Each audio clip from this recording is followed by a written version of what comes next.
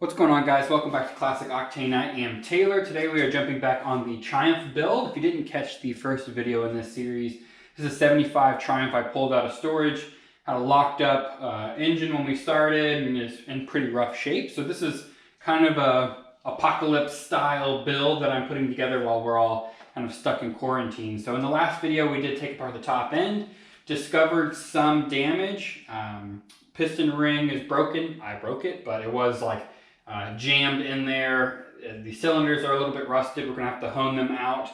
My main concerns is the right piston is in pretty terrible shape. I'm worried that it's in unusable shape, but we will see. I need to clean out the carbon buildup in the combustion chambers because I'm also worried about the right cylinder combustion chamber being too chewed up. My thought process behind this is I'm gonna slam this thing back together either way, because in the kind of theme of the build, we're trying to put a bike together with the parts we have on hand. It may or may not work. So if you're looking for a how-to build a Triumph video, I suggest going to the guys over at Lowbrow Customs. They have a huge, like, 6-hour series on putting one of these engines together. This is the opposite of that, of how exactly not to do it. So yeah, let's go ahead and fire up the Vapor Blaster, clean some stuff up, see how bad these parts really are. So before I blast them, I figured I would show you what we're working with here. So this is the left piston. I did pull the piston rings off. It doesn't look terrible, it just looks like it's got some heavy carbon buildup. The right one I am worried about. You can see all the little dings and dents around there, and then this guy over here. It's a nice big old chunk missing. So it doesn't actually go down to the ringland. So we'll see how that cleans up. The cylinder head, on the other hand, also has a corresponding notch missing and is quite beaten up around the edges. So this really needs probably a full rebuild, properly machined, maybe even a replacement head, but that's not what we're going for here. So I'm gonna throw these in the blaster and let's at least see what they look like once they're cleaned up.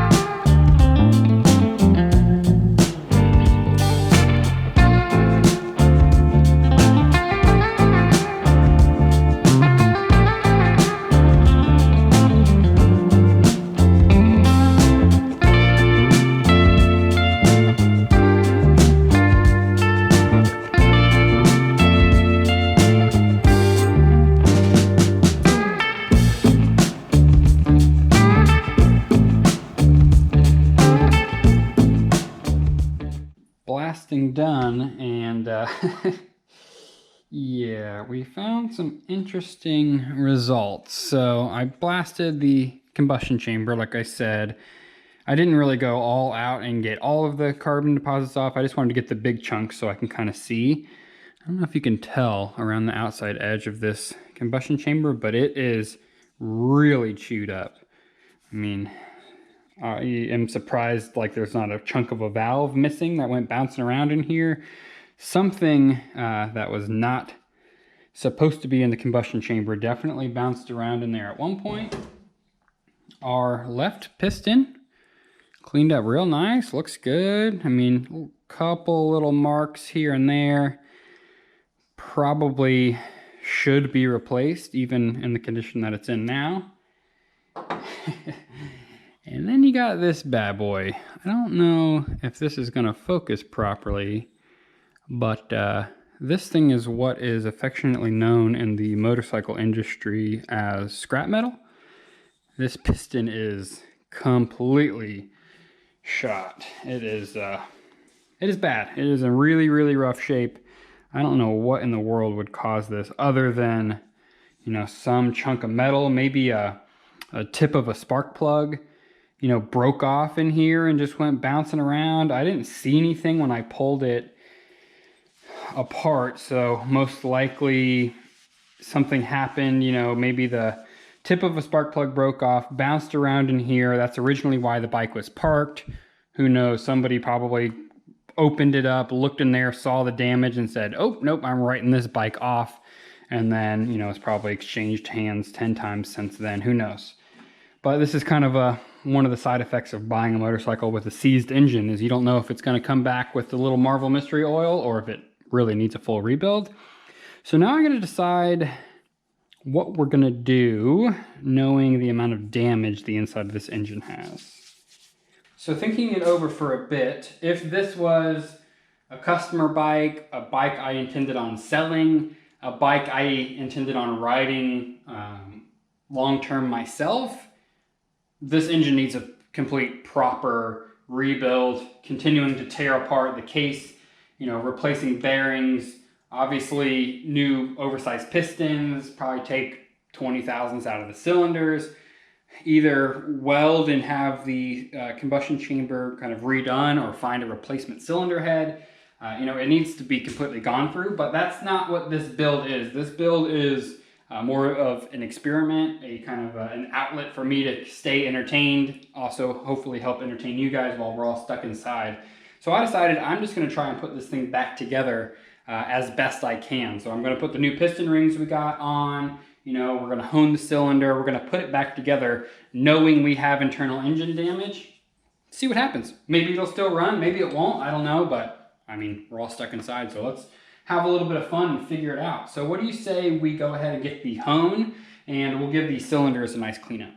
So here's what the insides of the cylinders look like now. You can see there's some surface rust on there, some rust around that side. This is the worst side that was locked up with the damaged piston. So what I'm gonna do is use this kind of universal sized hone. There's a couple of different styles of hones, and if you're not familiar, and based on some of the comments in the last video, some of you guys aren't, honing the cylinder is basically taking a device like this. These have abrasive stones on the outside of it. This is spring loaded. So I'm gonna stick it into the cylinder with some lube and then turn the drill on and move in an up and down, not super fast, but also you don't wanna stay in one position for too long. And you're basically just taking a little bit of material as evenly as possible from all the way around the cylinder. And what we're trying to do is just get back to fresh, clean metal and put what's called a cross-hatch pattern in the cylinder, which is basically just scratches that are in an almost X-like pattern that just help with sealing against the piston rings. So the piston rings sit in these little grooves. This cylinder or this piston will be in there like that, and it just kind of helps add a little bit of a seal to make sure that we have good compression. So we're just trying to take off a little bit of metal. I'm just gonna go until this surface rust is gone. You know, I'm not trying to bore these cylinders out. There's another style of hone that I call a dingleberry hone. That's basically you buy it for the specific size cylinder that you have, and it's kind of like a cylinder with little abrasive balls on the end of it, like probably 100 of them. And those are pretty good, except for I work on so many different sized engines with different sized cylinders that I figured one of these kind of more expandable ones that can do like a 2-inch all the way up to a 7-inch bore would kind of be more universal for me. So I'll hook you guys up on the tripod and we'll clean these things out.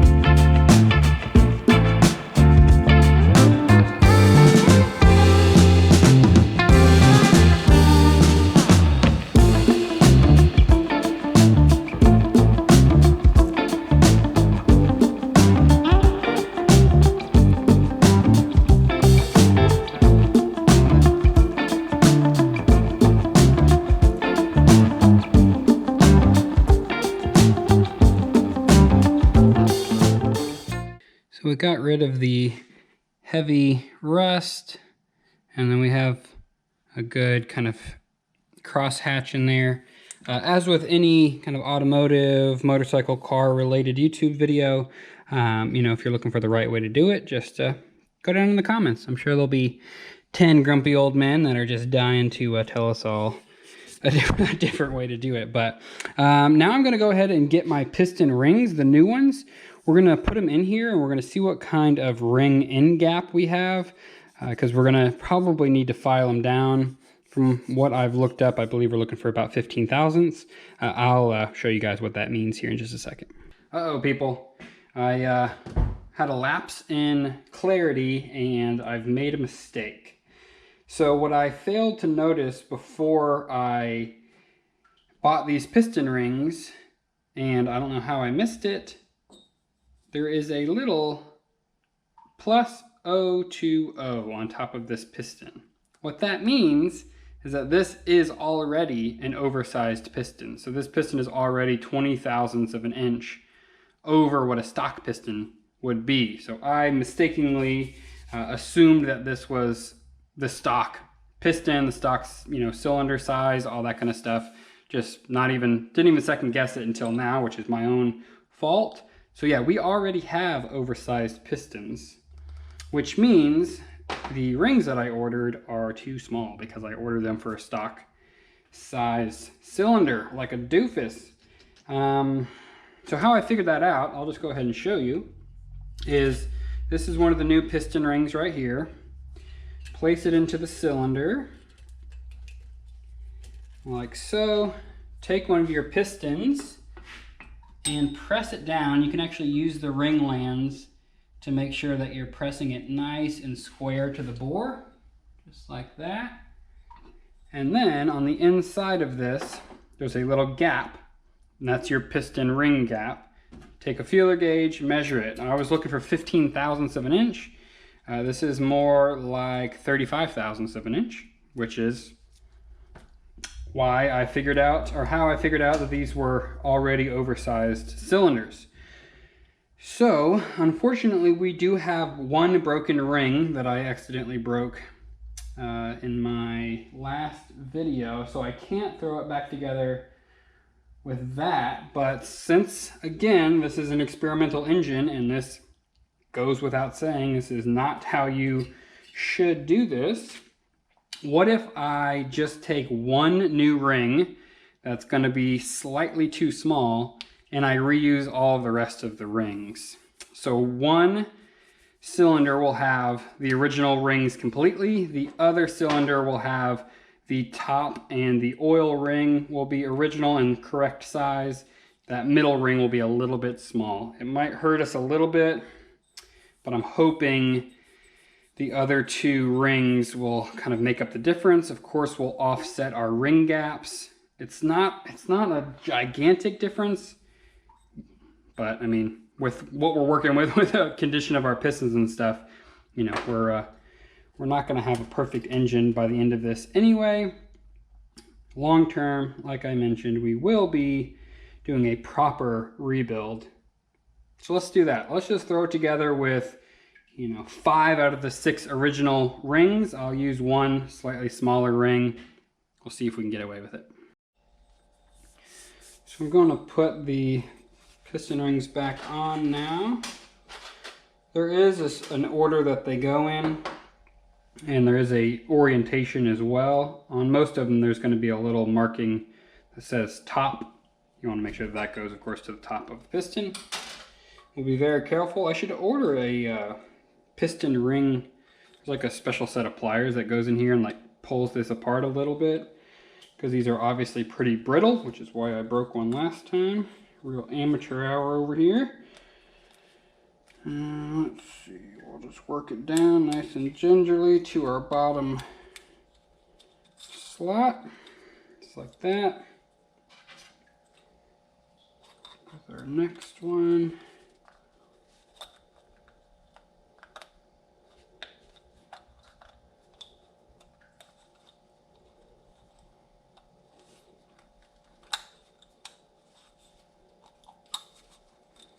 So far so good. And we'll go with our last one. So this is we'll call it good cylinder. And it's going to have the 3 original piston rings in it. Okay. When we go to actually put this in the cylinder, I'll double check it, but we'll want to make sure we clock our ring gaps like a third of the way around. So like one gap will be up here, the next ring down, the gap will be over here, the next ring down, the gap will be over there. Something like that, so that all of our gaps are not lined up. Give us the best possible chance of sealing. Okay. Now we'll do the same with the awful cylinder. So I decided to try out this different technique since I don't have a properly sized ring compressor, or even you can use a, in the lowbrow video, the guy uses a hose clamp that can kind of compress the piston rings so that you can get it in properly. We're going to try it this way, where you put them onto the cylinder first. So what I can do is make sure the orientation is correct. We left one of our little wrist pin clips that goes towards the inside. It's going to go just like that. And there is a little bit of a taper on the cylinder down here. So we can just kind of gingerly tuck the piston ring in one at a time. Just like that. There's the first one. And just go slow here. I'll say it again, these piston rings are very brittle. They will snap on you. And our oil control ring is in. Not bad. So now we should be able to slide this over the connecting rods and then push in our wrist pins from the outside, put in our new clips. We'll need to make sure I put the new gasket I got on the top of the engine as well. So let's do it. What I'm going to do now is spend some time with my gasket scraper, scrape this entire base gasket off. I am using up some of our precious resources known as paper towels to make sure that no gasket material falls down into the engine itself. Also got a rag around here to keep the connecting rods from bouncing around, and also try and keep as much debris out as we possibly can. So just kind of carefully work my way around, doing my best to not have anything fall down in there. Okay, I got my new cylinder base gasket on there. Got my rag still in here and try to keep my rods supported somewhat in the center here.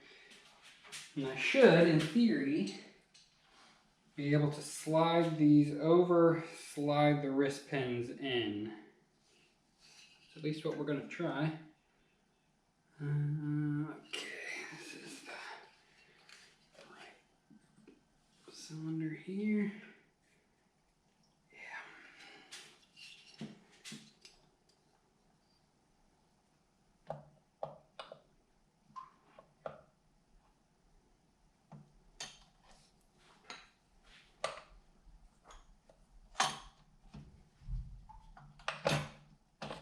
Okay, here's one side in.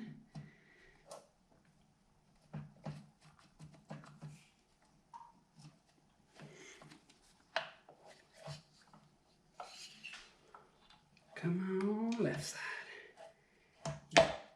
Can do it.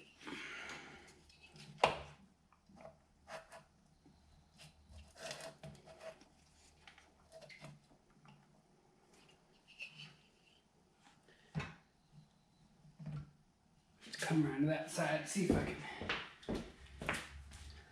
get her lined up a little bit better.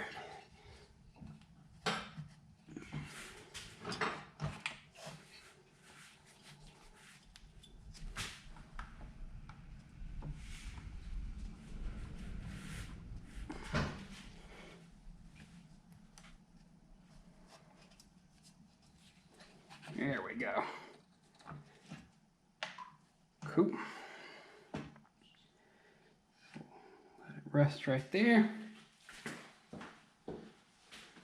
They should be in all the way.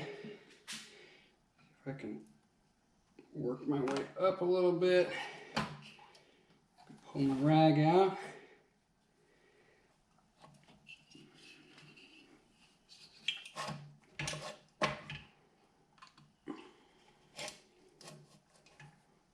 none of my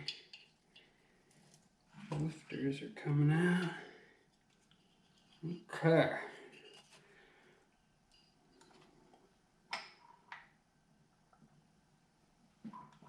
Only slight issue now is one of my pistons on the side has slid down a little bit. Should have put something underneath the piston to keep it from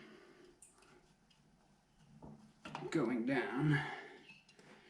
Let's see if I try and... There we go. Come on back up. Okay, let me get something plastic or wood or something to stick under here. Maybe this handle will be good. Oh, yeah. Too big. We're just gonna gingerly put it down on that wrench. Don't want to mar anything in our perfect engine. Yeah, my lifters are still in place. So now I can make sure that our rings are properly seated again. And then we'll put our little clips in the ends of the wrist pins. We'll be able to slide this cylinder all the way back in. Cylinder is nice and seated down. Going around putting all of our little head or cylinder bolts, whatever you want to call these, in here. And then we'll tighten these all down. There's no way to get a torque wrench in here. So you kind of just got to do it with a regular box end wrench, you know, tight, between tight and tight AF, I would guess. Somewhere in that general range. And then we can move on to installing our pushrod tubes. I did get some little O-rings to replace those to at least give us some shot of keeping some of the oil from inside the engine, at least as much as we possibly can. And then I think we can move on to the head. This is, you know, make sure you got your copper gasket on here. Fun fact, they actually sell annealed and non-annealed copper gaskets. So some of them you have to anneal yourself, which is where you heat it up, quench it in oil. So kind of interesting. If you're rebuilding one of these engines, make sure you know which kind of copper gasket you have, so you know if you have to anneal it or not. So I'll get these tightened up and then we'll move on to pushrod tubes. Moving on to the pushrod tubes now. I'm gonna have the old seals off of it. So there's a seal that goes on the bottom, and there's a little O-ring. It goes inside of the groove down here. This little collar, I think they call this the wedding ring, actually kind of goes over this seal and prevents it from getting squished out too far. And then there's another O-ring that goes around this top side, and that will kind of sit in like that. So it'll sit in over the little lifters, the little push rods. We'll go through, kind of right on there, and then this is what we're supposed to have, a couple of different sizes of these bottom O-rings. We're just going with the middle size because that's all I have on hand, but they will be all nice and new. Actually, drop them all in here. I'll dab a little bit of lube around here as well. That way they don't go in dry and get pinched or torn or anything while this whole thing's getting put back together. But this should allow us to put this thing back together, ideally with no leaks, but only time will tell. Pushrod tubes are in, about ready for the cylinder head. Let's give this thing a little couple kick over. And it seems to be moving nice and smooth.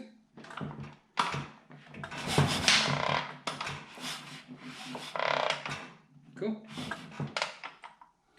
So we should be sure all our threads are nice and clean. Ready for the cylinder head. Let's see which direction. This way.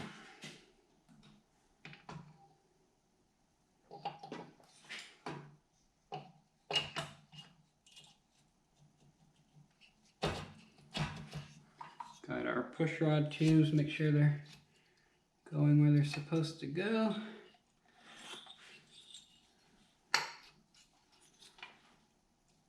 Now that I got the head on, I'm going to dab a little bit of grease on my push rod.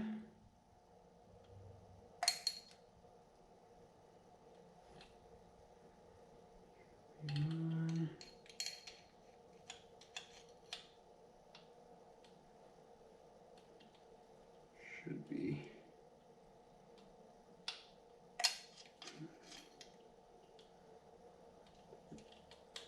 right there. We'll double check in a second.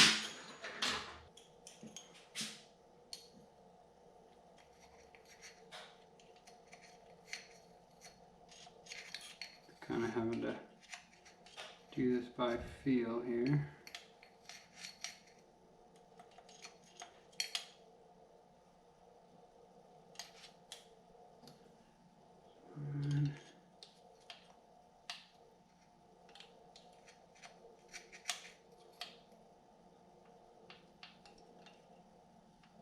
Okay. Let's turn this over a little bit and make sure that our push rods are moving. Coming up.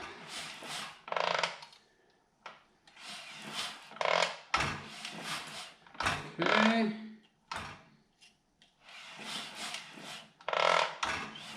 I think this one is on.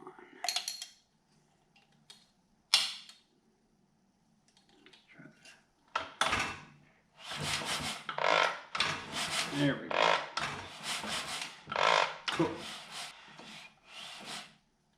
Okay, and then we have the front two, the lowest point. And throw our gasket on.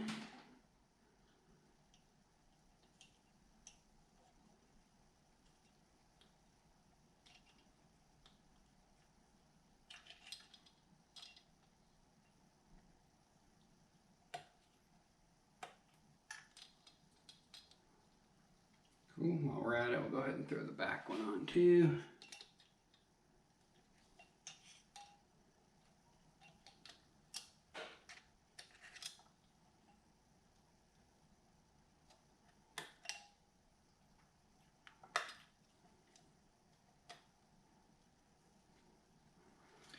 Cool, I'm going to put a little dab of grease on the top of these. This is what the guy in that lowbrow customs video I was talking about did. So I'm going to kind of copy that. I'll throw a link to that video for anybody who wants to know kind of how to do this a little bit more, you know, the proper way. Put a little dab on the end of our valves too. Okay, let's go for a rocker box now. Actually, I think we got to put the head bolts on first.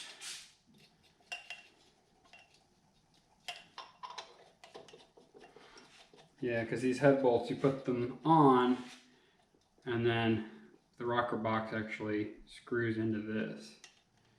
Kind of interesting design.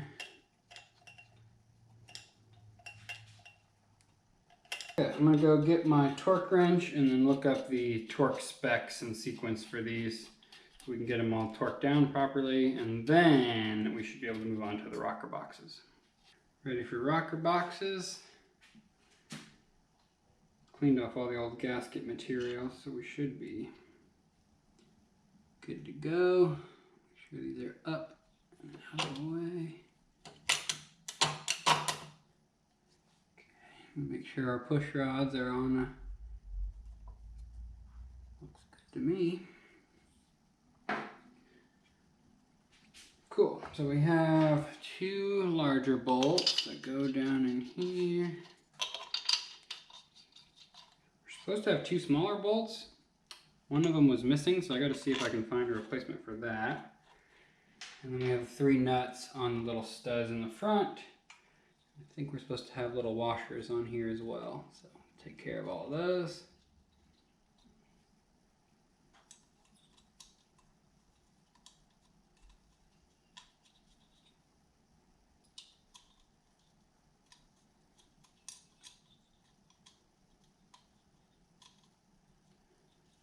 go through and tighten all these down in a little bit. I'm just going to finger tight these on the top. I want to turn the engine over a little bit and just make sure that our rockers and valves and everything are going to move like they're supposed to. Just finger tighten this. Okay, let's see. Okay, exhaust going down on this side, exhaust going down on that side. Come back up. Looking good. Sweet. I'll just repeat that process on the intake side. Got the rocker boxes and everything back on. I threw this oil line back on as well. I don't have the top motor mount done, but I'm running out of time for today. We still have, obviously, a good amount to do before we can know if this engine is even going to work with our kind of hodgepodge of parts. It seems to turn over nicely. All the valves are going up and down, no binding. I can actually feel air coming out, so let's do the old finger compression test here.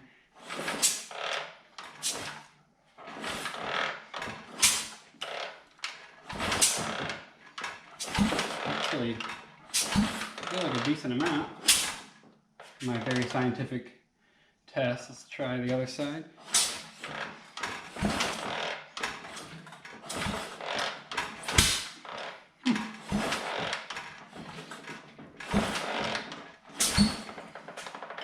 They both have a pretty good finger puff of compression. Now, whether that's going to be enough to run is yet to be determined. So that's where I'm going to call it on this one, guys. Not as smooth as I would have hoped it would have gone back together, just with the obvious issues that we found. I'll say it again for the last time in the video. This is not the proper way to do this. You know, really, the cylinder should have been re-honed. I don't know what the maximum overbore you can go on a Triumph is. If these are already 20 over, I don't know if you can do 30, 40 over. My guess it would need another 20 thousandths to clean up that rust in there. I don't know. I haven't done any research on that because I don't know that we'll go that far with this particular engine. But again, as a fun experiment to keep us all entertained, we're going to keep going. In the next video, I will kind of button this up a little bit more, and then we can really start to dive into making sure our clutch is going to be okay, carburetors, exhaust. I don't have any coils or ignition systems that we're going to have to dig around and figure out if we can find anything to use, maybe some Honda parts or something like that, to see if maybe in the next video we can get this thing to try and run. But again, I would not hold my breath, but we're going to give it our best shot. Speaking of Honda parts, I do have a solution, like I mentioned in the Land Rover video, for this rear wheel and kind of rim setup, but I'm going to hold off until probably next video to tell you guys what I'm going to do with that, because I'm not going to bother if we can't get this engine to run. But it's going to fix a couple solutions for us, including rear brakes, sprocket, tire and wheel size, and then the fact that as of right now there is not enough Honda parts on this bike for me to feel comfortable on it just yet. So I appreciate you guys watching as always. I'm sure this was a longer one. I hope you guys are entertained, staying safe. I'll catch you on the next one.